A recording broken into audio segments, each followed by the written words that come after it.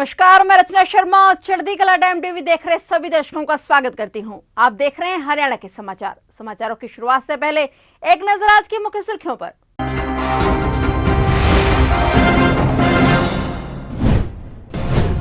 23 अप्रैल को धन्ना भगत की जयंती पर कार्यक्रम का आयोजन। जयंती समारोह में मुख्यमंत्री मनोहर लाल करेंगे बतौर मुख्य अतिथि शिरकत। मुख्यमंत्री ने की वर्ष 2023-24 की बजट घोषणाओं की समीक्षा बैठक। अधिकारियों को बजट घोषणाओं संबंधी कार्यों को जल्द पूरा करने के सीएम ने दिए निर्देश।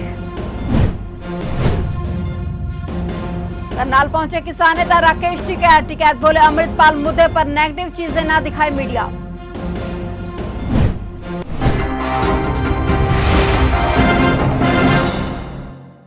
और अब समाचार विस्तार से।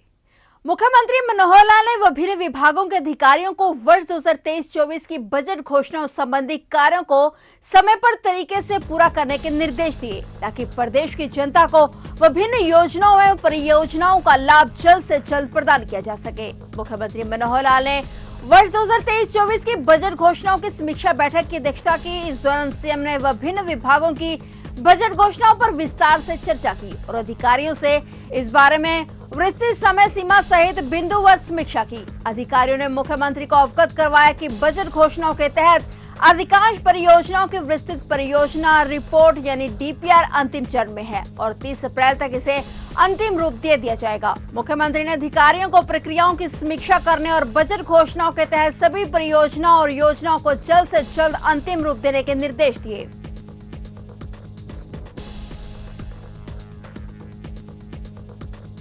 हरियाणा सार्वजनिक उपक्रम ब्यूरो के चेयरमैन सुभाष बराला ने कहा कि प्रदेश सरकार द्वारा संत महात्माओं व महापुरुषों के जयंती समारोह को सरकारी स्तर पर मनाया जाता है और इसी कड़ी में धन्ना भगत की जयंती आगामी 23 अप्रैल को जिले के गांव धनोरी में मनाने का निर्णय भी लिया गया है। इस कार्यक्रम में हरियाणा के मुख्यमंत्री मनोहर लाल मुख्य अतिथि के रूप में शिरकत करेंगे। हरियाणा सार्वजनिक उपक्रम ब्यूरो के चेयरमैन सुभाष बराला कमेटी चौक स्थित सनातन धर्म मंदिर के हॉल में आयोजित बीजेपी कार्यकर्ताओं की बैठक में अपना संबोधन दे रहे थे। इस मौके उनके साथ हरियाणा महिला एवं बाल विकास राज्य मंत्री कमलेश ढांडा, बीजेपी जिला अध्यक्ष अशोक गुर्जर, बीजेपी जिला प्रभारी वेदफुल्ला एडवोकेट वेदपाल भी मौजूद रहे। चेयरमैन सुभाष बराला ने कहा कि हरियाणा सरकार का निर्णय काफी सराहनीय है कि सरकार हर समाज के महापुरुषों व संत महात्माओं की जयंतियों को सरकारी स्तर पर मना रही है। उन्होंने सभी से ज्यादा संख्या में कार्यक्रम में पहुंचने के लिए आह्वान किया। भारतीय जनता पार्टी की जो सरकार 2014 में आप लोगों के आशीर्वाद से बनी, मुख्यमंत्री मनोहर लाल जी ने इस सरकार के मुखिया के नाते फैसला किया कि हरियाणा प्रदेश में जितने भी हमारे संत महात्मा जिनसे हम प्रेरणा लेकर के, जिनका आशीर्वाद लेकर के आगे बढ़ते हैं, अपने और समाज जीवन को आगे बढ़ाने का काम करते हैं, ऐसे सब संत महात्माओं की जो जयंतियां हैं उनको सरकारी स्तर पे मनाने का काम करेंगे। ये जो घोषणा हुई थी, मुख्यमंत्री जी लगातार अपनी इस घोषणा के ऊपर कायम रहते हुए और जब भी किसी संत महात्मा की, महान पुरुष की जयंती का कार्यक्रम आता है, पूरे प्रदेश में उल्लास का वातावरण होता है, उत्साह का वातावरण होता है और केवल जो संत, जो महात्मा, जो महान पुरुष जिस समाज के हैं, केवल वो नहीं लगते उसकी जयंती मनाने में, बल्कि पूरा समाज मिलकर के कैसे हम इन कार्यक्रमों को सुंदर रूप देने का काम करें, इस बात के प्रयास में घोषणा होते ही लग जाता है। अब जिस दिन में पहली बार जब ये चर्चा आई, मुख्यमंत्री जी ने घोषणा करी कि हम धन्ना भगत जी की जयंती मनाएंगे और जब मुख्यमंत्री जी से मिलने के लिए गया, काफी समाज के लोग उसमें मेरे साथ वहां गए, तो उसमें जाट समाज के भी, खापों के मुखिया भी, वो हरियाणा से भी, पंजाब से भी, संगरूर तक के वहां प्रतिनिधि उस दिन मुख्यमंत्री जी से मिलकर के आए थे।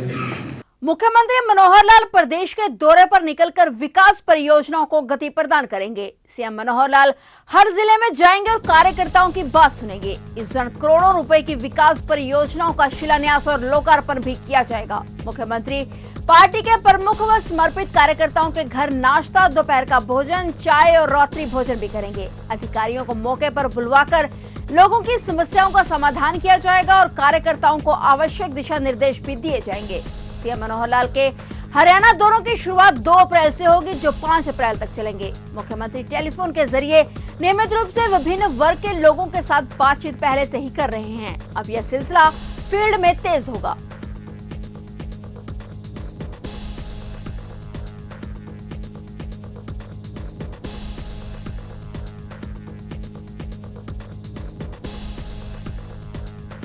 The Tipra highway market association Tipra कालका द्वारा क्षेत्रीय सांसद व पूर्व केंद्रीय मंत्री रतनलाल कटारिया, पूर्व विधायक व भाजपा महिला मोर्चा की राष्ट्रीय कोषाध्यक्ष लतिका शर्मा, नगर परिषद कालका के चेयरमैन कृष्णलाल लांबा, राष्ट्रीय राजमार्ग प्राधिकरण के अधिकारियों व एमसी महेश शर्मा का सम्मान किया गया। The Tipra highway market association Tipra कालका के अध्यक्ष दलजीत सिंह मरण ने बताया कि टिपरा के एक निजी होटल में एसोसिएशन द्वारा टिपरा हाईवे पर खुले कट के लिए आए हुए सभी अतिथियों का स्वागत व धन्यवाद समस्त मार्केट एसोसिएशन के द्वारा किया गया। तो कुछ अन्य मांगों को लेकर कालका की पूर्व विधायक लतिका शर्मा के समक्ष रखा गया। इनमें प्रमुख मांगे हाईवे पर लाइटों की व्यवस्था, शौचालय का निर्माण, सर्विस मार्ग को चौड़ा करना, हरियाणा की सीमा पर डिवाइडर को खोलना व कई अन्य मांगे रखी गई थी।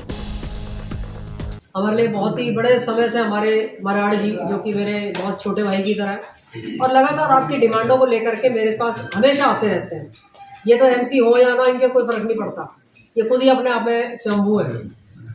तो क्योंकि देखो, जो जितना जाएगा काम लेकर के बात करेगा उतनी काम होता है। तो वो इनमें इन्होंने बड़े बखूबी से, क्योंकि नेशनल हाईवे का मामला छोटा नहीं होता, सिक्योरिटी का पॉइंट ऑफ व्यू होता है, हर कोई इसमें नहीं कर सकता। तो ऐसा जब एक चीज़ खुलती है, ये बहुत बड़ी बात है कि आपका कट खुला है यहाँ पर, नहीं तो कोई कट देने का कोई प्रावधान नहीं था। तो मैं इसके लिए आपके जो अधिकारी आए हुए ये और अत्री जी का भी, इनका तहे दिल से धन्यवाद करती हूँ कि उन्होंने हमारा इसमें साथ दिया। वन ब्लॉक वन प्रोडक्ट के तहत सरकार न केवल अपने यहाँ बनने वाले क्षेत्रीय उत्पादों को प्रोत्साहित करेगी, बल्कि युवा उद्यमियों को भी तैयार करेगी। ऐसे युवा उद्यमियों के लिए राज्य सरकार ने वेंचर कैपिटल फंड स्थापित करने का निर्णय लिया है। 5 साल के लिए यह फंड करीब 1000 करोड़ रुपए का होगा। पद्मा योजना के तहत युवा उद्यमियों को तैयार किया जाएगा। उद्योग और वाणिज्य मंत्री के नाते उप मुख्यमंत्री दुष्यंत चौटाला ने पद्मा योजना लागू करने के संबंध में अधिकारियों को प्रस्तुतिकरण देखा। डिप्टी सीएम दुष्यंत चौटाला ने योजना में सुधार के अहम सुझाव दिए। उन्होंने कहा कि जिस प्रकार बजट में राज्य सरकार ने युवाओं को स्टार्टअप स्थापित करने के लिए प्रोत्साहित करने हेतु 5 करोड़ रुपए तक के 200 करोड़ के वेंचर कैपिटल फंड की योजना बनाई है, ठीक उसी प्रकार पद्मा के प्रति युवाओं को प्रोत्साहित करने के लिए वेंचर कैपिटल फंड बनाया जाएगा।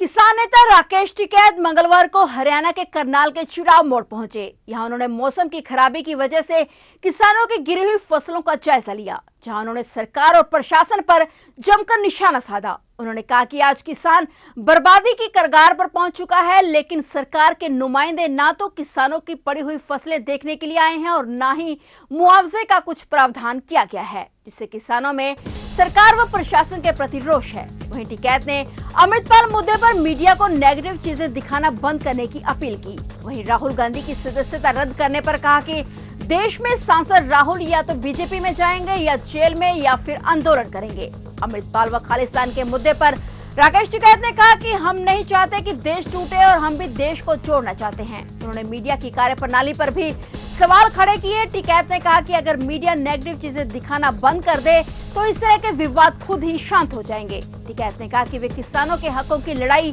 लड़ते आ रहे हैं और जल्द ही एक बार फिर दिल्ली में किसान इकट्ठे होंगे और किसान सिर्फ इस सरकार को देख रहे हैं कि किस खेत में कितना नुकसान है।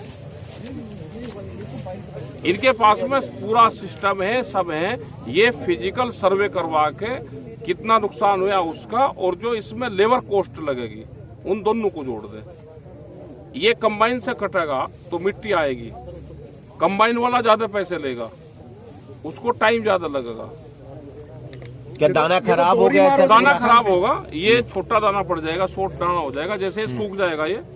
अभी यहाँ का ये सूख जाएगा तो ये छोटा पड़ जाएगा दाना, इसका दूध सूखेगा। लंबित मांगों को पूरा करवाने के लिए नगरपालिका कर्मचारी संघ अंबाला कैंट में दूसरे दिन भी धरने पर हैं। भूख हड़ताल के जरिए सरकार पर मांगों को पूरा करने का दबाव बनाया जा रहा है। कर्मचारियों का कहना है कि सहमति के बाद भी उनकी मांगे पूरी नहीं हो रही, जिसके चलते उन्हें भूख हड़ताल का रास्ता अपनाना पड़ रहा है। कर्मचारियों का कहना है कि उनका अनदेखा किया जा रहा है और जब समझौता 29 अक्टूबर को सरकार और संगठन के बीच हुआ तो सरकार ने सभी मांगों पर सहमति जताई थी। अब सरकार पत्र जारी करने में आनाकानी क्यों कर रही है?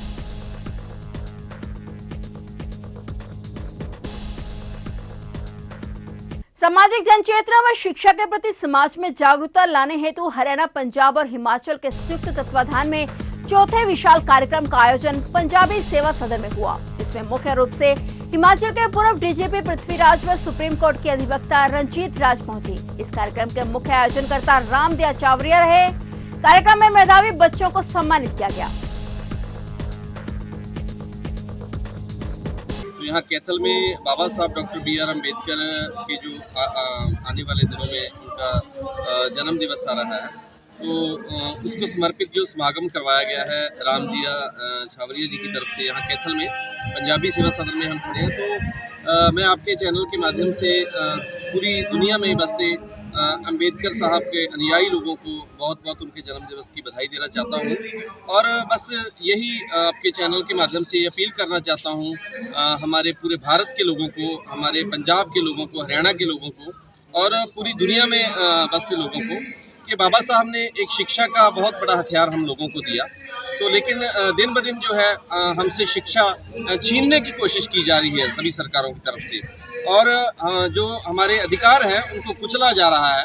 और हम तो यही मांग करेंगे कि हमारे जो देश में शिक्षा की बंदोबस्त अच्छी होनी चाहिए। जैसे जब ये न्यू एजुकेशन पॉलिसी लेके आई है सरकार, तो इसमें जो एजुकेशन स्तर है वो नीचे चला जाएगा और जैसे सर्व शिक्षा अभियान में ये 8वीं तक लेके गए थे कि 8वीं तक हम किसी बच्चे को फेल नहीं करेंगे, तो उससे जो शिक्षा का स्तर है वो नीचे चला जाता है क्योंकि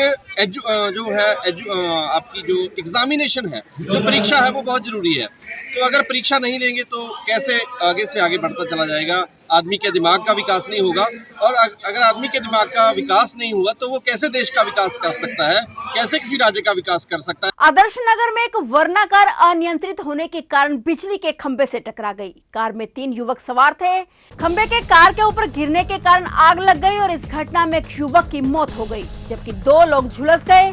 दोनों युवकों को निजी अस्पताल में भर्ती कराया गया, जबकि मृतक को पोस्टमार्टम के लिए बादशाह खान अस्पताल के शवगृह में रखवाया गया। जानकारी के मुताबिक कार अचानक अनियंत्रित हो गई और सड़क किनारे खड़े बिजली के खंभे से जा टकराई। टक्कर लगने के कारण बिजली का खंभा कार के ऊपर ही गिर गया और कार में आग लग गई। आग को देखकर आसपास के लोग कार की तरफ दौड़े और तीनों युवकों को जैसे तैसे बाहर निकाला। बाहर निकालने के बाद निशो उर्फ निशांत की मौत हो गई।